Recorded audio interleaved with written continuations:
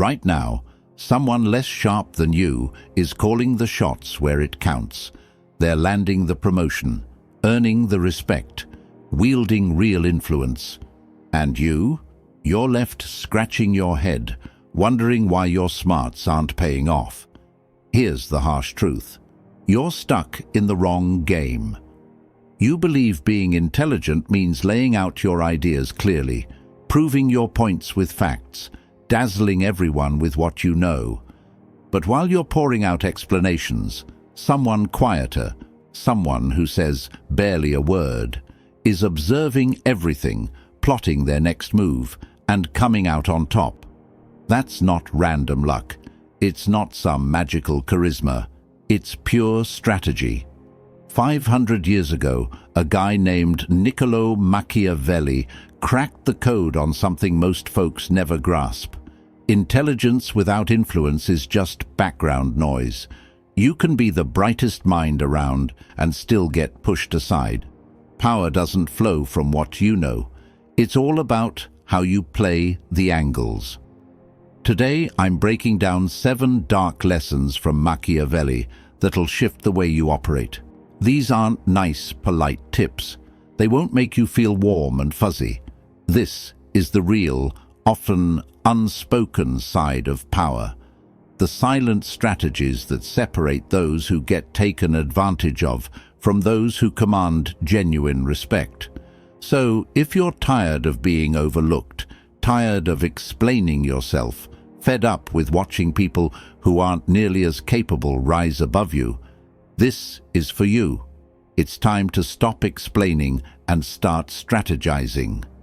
Now, I want you to drop this affirmation in the comments. Silence is my strategy. Let's get into it. Number 1. Stop explaining. Start observing. Every time you explain yourself, you lose a little bit of power. You think you're being transparent. You think you're being helpful. But what's really happening? You're handing out your playbook for free. You're showing people exactly how you think, what bothers you, what you're afraid of. And the moment they know that, they own you. Smart people explain. Powerful people observe. Think about every meeting you've been in. Who runs it? Not the person presenting 20 slides, not the person giving the longest answer. It's the person asking the right questions, the one taking mental notes, the one who speaks last and says the least. Why? Because while everyone else is performing, they're collecting data. Machiavelli once said, "The lion cannot protect himself from traps, and the fox cannot defend himself from wolves. One must therefore be a fox to recognize traps and a lion to frighten wolves." Stop roaring. Start watching. The smartest people in any room aren't the ones talking. They're the ones taking notes, not on paper, mentally. They're reading body language. They're noticing who interrupts who avoids eye contact, who laughs too loud, who agrees too fast, who's trying too hard to be liked. That's data. That's leverage. Most people walk into a situation trying to be heard. You walk in trying to understand, because when you understand someone's patterns, their triggers, their insecurities, you don't need to argue with them.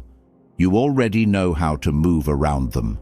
Next time you're in a group conversation, try this.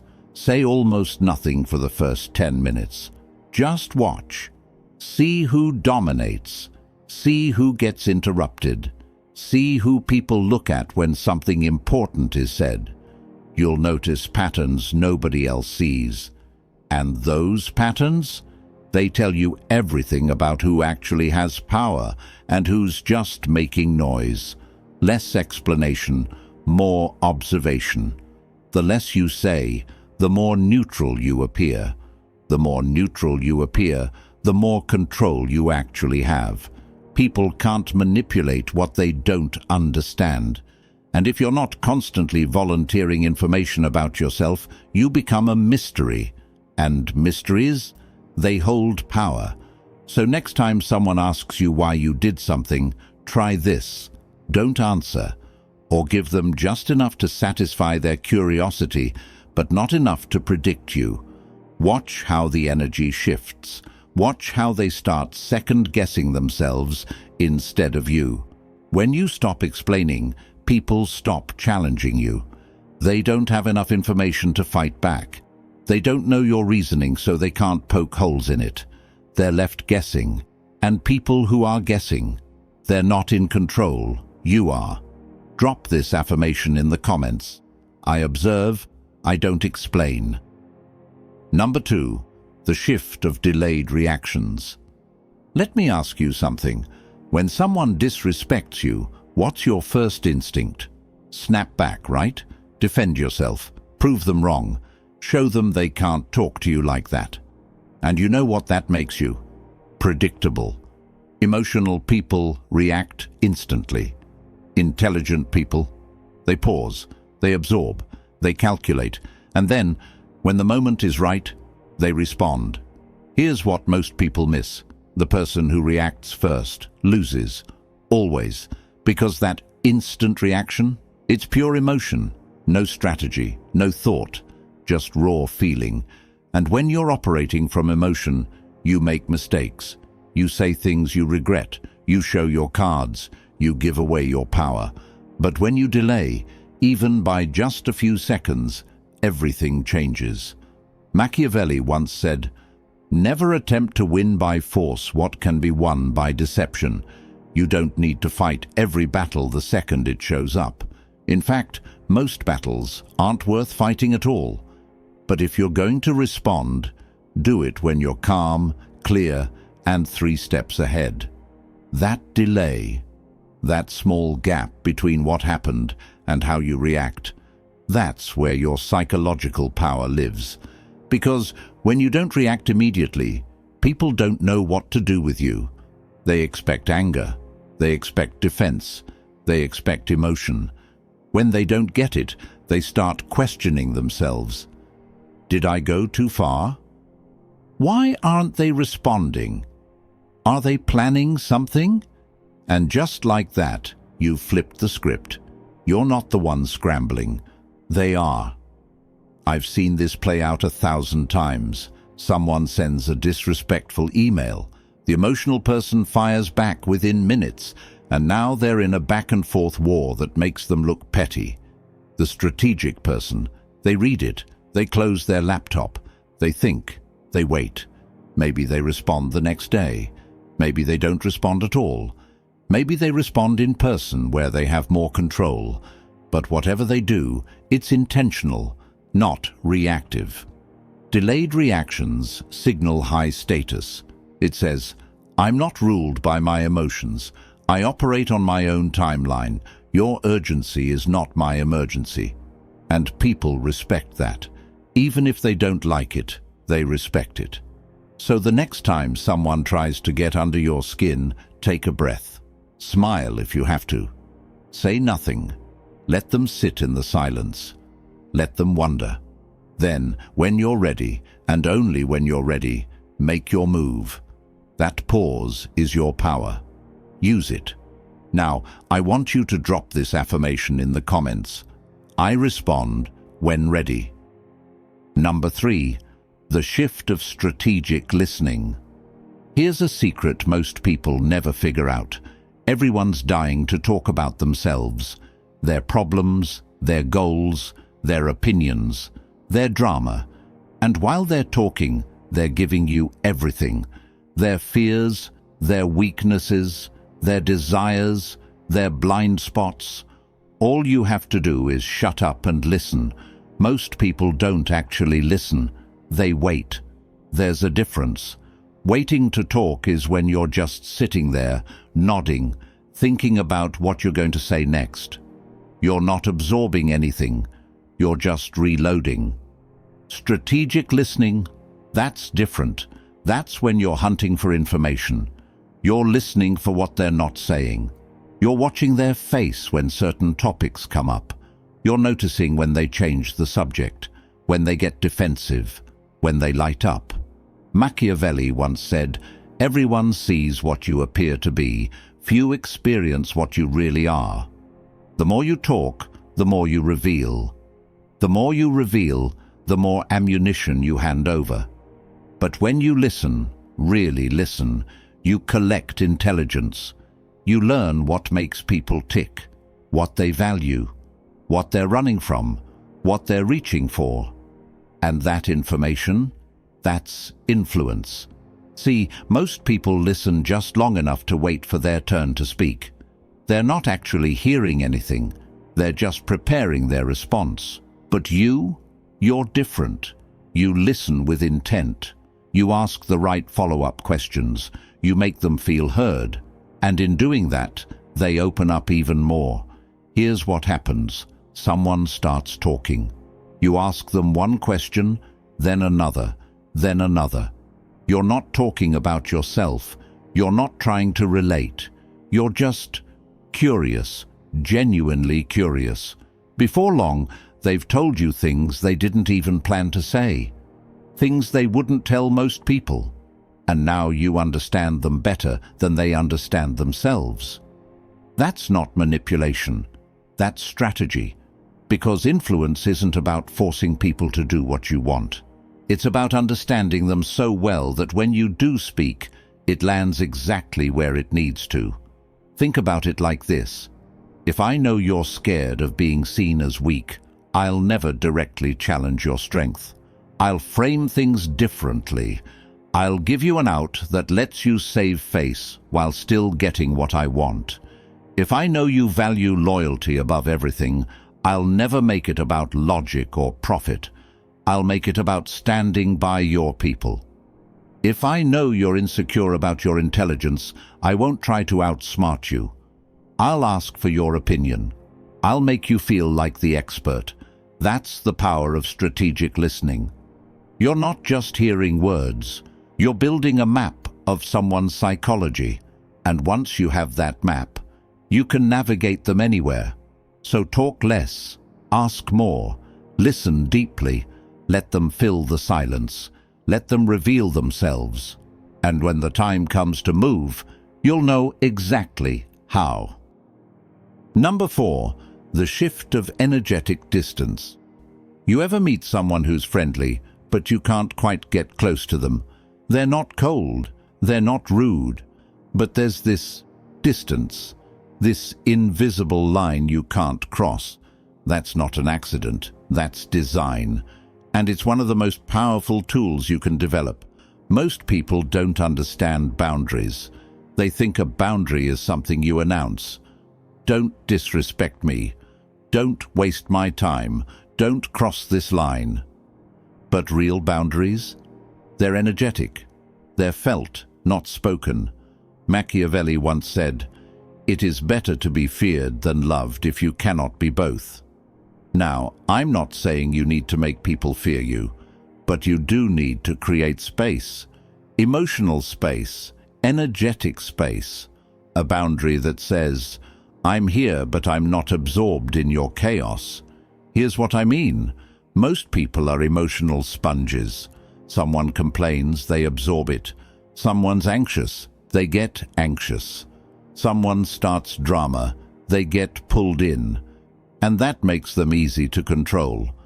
But when you maintain energetic distance, you become untouchable. You're present, but you're not entangled. You're engaged, but you're not emotionally invested in outcomes you can't control.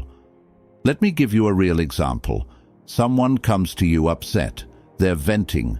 They're looking for validation. They want you to be upset with them. Most people fall into it. "Oh my God, that's terrible. I can't believe they did that. You should totally..." Now you're in it. You're emotionally invested. You're carrying their weight. But the person with energetic distance, they listen, they acknowledge, but they don't absorb. "That sounds frustrating. What are you going to do about it?" Notice the difference. You're present, you're supportive, but you're not taking on their emotional state. You're not drowning in their storm. People feel that. They sense it. And it makes them respect you more because they realize, I can't pull this person into my mess. I can't guilt them. I can't manipulate them. That distance isn't coldness. It's clarity. It's protection. It's strength. You can still be kind. You can still be supportive. But you're not carrying their baggage. You're not letting their emotions dictate your energy. And when people see that you're calm in the middle of their storm, that's dominance. Quiet, unspoken dominance. Think about the people you respect most. I bet they're the ones who don't get rattled, who don't get sucked into drama, who somehow stay centered no matter what's happening around them.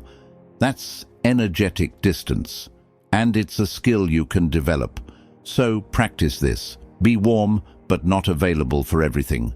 Be helpful, but not at the cost of your peace. Be present, but keep your center. They'll feel the shift, and they'll adjust. I want you to drop this affirmation in the comments.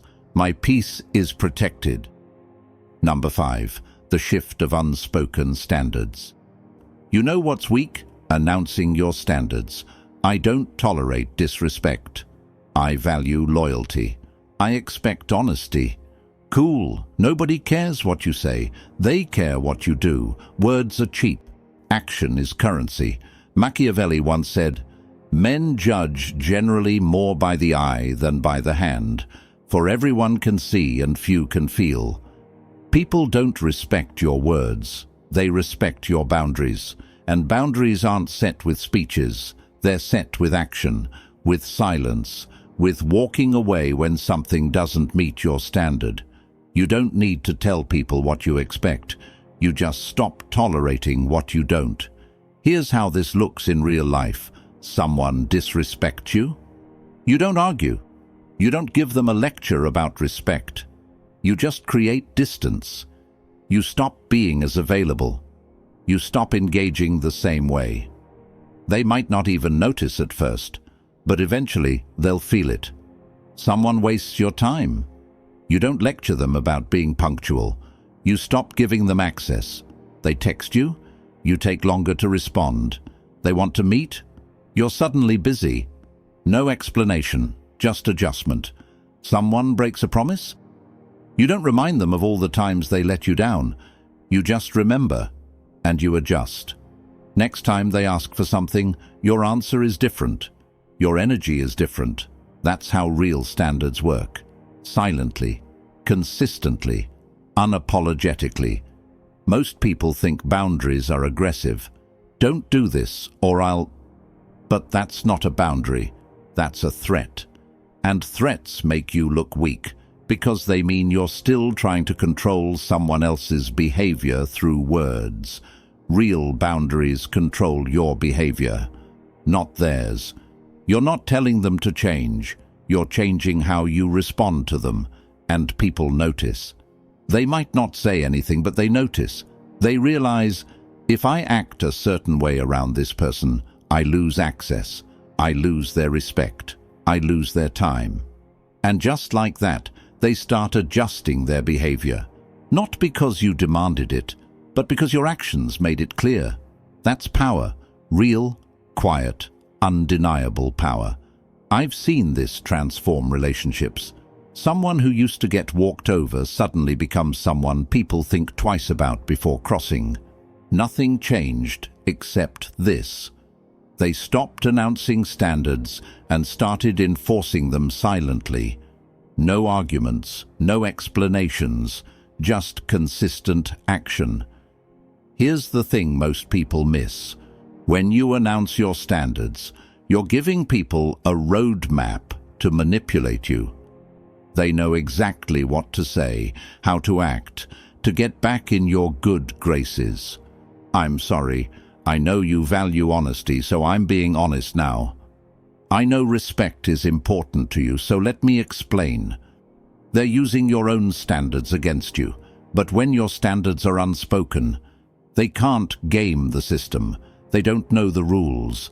They just know that when they act a certain way, something shifts. And that uncertainty, that's what keeps them in check. So stop announcing who you are. Start being it.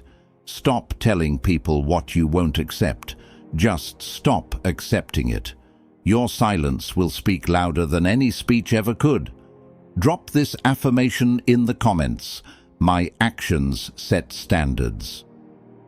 Number 6. Choose when to disappear.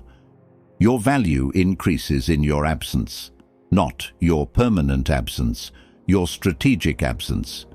You ever notice how when someone's always available, they become background noise? But the moment they pull back, suddenly everyone's asking about them. That's not coincidence, that's scarcity. And scarcity drives value, always has, always will. Machiavelli once said, "Wise men say nothing in dangerous times." Sometimes the smartest move is to step back, to disappear, to let people miss you. Because when you're always there, people take you for granted. They assume you'll always show up, always respond, always be available. But when you pull back, even just a little, they start wondering, where'd they go? Why aren't they around? Did I do something wrong? And suddenly, your presence means something again. Let me be clear, this isn't about playing games. This isn't about being fake or manipulative. This is about understanding a fundamental truth. Attention is currency, and if you're giving it away for free all the time, it loses value. Think about your phone. When someone texts you and you respond immediately every single time, what happens? They expect it. They know you're always available. Your attention becomes worthless because it's guaranteed. But when you're selective about when you respond, when you're not always the first to reach out, suddenly, when you do show up, it matters. This works everywhere, at work, in relationships, in social circles. The people who are always available never command respect. They're nice, they're helpful, but they're not valued. Because value comes from scarcity, not abundance. The people who know when to step back, they run the room without saying a word. Be present when it counts. Show up fully for the things and people that matter, but don't be everywhere all the time. Don't respond to every text instantly. Don't attend every event. Don't make yourself endlessly available. Create intentional distance. Maybe you used to respond within minutes. Now you take an hour. Maybe 2. Not because you're playing games, but because you have your own life, your own priorities, your own focus. Maybe you used to show up to every hangout. Now you pick and choose. You show up for the important ones. You skip the ones that don't serve you. People will notice. At first, they might be confused. Why aren't they around as much? But that confusion turns into something else. Respect, curiosity, value. Because the human brain is wired to want what it can't have. When you're always available, you're not desirable. When you're selective, you become interesting. I've watched this principle transform people's lives. Someone who used to bend over backward for everyone, always available, always helpful, decides to pull back. They focus on themselves. They stop being so reactive. They create space. And suddenly, the same people who took them for granted start reaching out more. Start valuing their time more. Start treating them differently. Not because they became mean, but because they became scarce. So be selective. Show up when it matters. Disappear when it doesn't. Let people remember what it's like when you're not there. Let them feel your absence. And when you come back, they'll pay attention in ways they never did before. Drop this affirmation in the comments. My absence builds value. Number 7. The shift of calculated kindness. Let me be clear. Kindness is powerful, but only when it's intentional. Random kindness, that's weakness. That's people-pleasing. That's you trying to be liked by everyone, which means you're controlled by everyone. But calculated kindness, that's strategy. Most people think being kind means being nice all the time, saying yes, helping everyone, never pushing back, never saying no. And then they wonder why people walk all over them. Here's the truth. Kindness without boundaries isn't kindness. It's desperation. It's fear. Fear of conflict. Fear of being disliked. Fear of being alone. Machiavelli once said, "Since love and fear can hardly exist together, if we must choose between them, it is far safer to be feared than loved." But here's the twist. Fear without occasional kindness makes you a tyrant. Kindness without boundaries makes you a doormat. The key? Unpredictability. When people can predict your kindness, they take advantage of it. They know exactly what to say, how to act, to get what they want from you. "Hey, I know you're always willing to help. You're such a good person, could you just... I knew I could count on you." They've figured out your pattern, and now they're using it. But when your kindness comes at unexpected moments, when it's not automatic, not guaranteed, it creates psychological tension. People don't know when they'll get it, so when they do, it hits different. It means more. You're not kind to everyone all the time. You're kind strategically, to the right people, at the right moments, for the right reasons. Let me give you an example. Two people ask you for help. Person A has always been there for you. They've shown up. They've earned your respect. Person B? They only reach out when they need something. They disappear when things are good. Most people help both, because they think that's what good people do. But that's not strategic. That's just being used. The person with calculated kindness, they help person A immediately, generously, without hesitation, because that relationship is built on mutual respect and reciprocity. Person B, they get a polite decline or a very limited amount of help, not because you're mean, but because you're teaching them a lesson. Access to you must be earned. And when you do show kindness, it's generous, it's real, it's impactful, but it's not free, it's earned.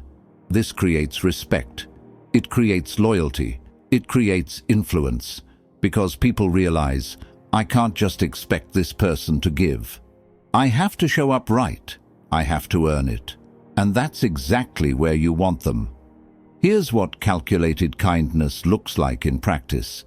You're not rude, you're not cold, but you're also not a yes machine. When someone asks for something, you pause, you consider.